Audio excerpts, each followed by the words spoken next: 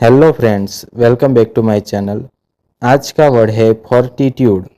Fortitude का हिंदी में अर्थ होता है धैर्य और साहस, कठिन समय में मजबूत बने रहना। जब लाइफ प्रेशर डालती है और आप फिर भी खड़े रहते हो तब यूज होता है फोर्टिट्यूड। मतलब मुश्किल समय में टूटना नहीं, अंदर से स्ट्रांग रहना।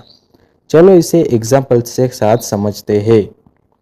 Fortitude helps you face challenges bravely.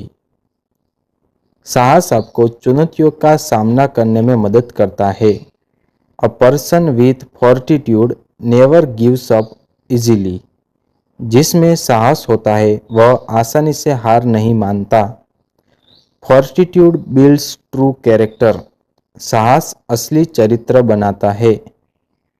So friends, आज का वर्ड था फोर्टिट्यूड। अब आप कमेंट में लिखो आई स्टे स्ट्रॉन्ग। मिलते हैं नेक्स्ट न्यू वर्ड के साथ। चैनल को लाइक करें, शेयर करें, सब्सक्राइब करें। धन्यवाद।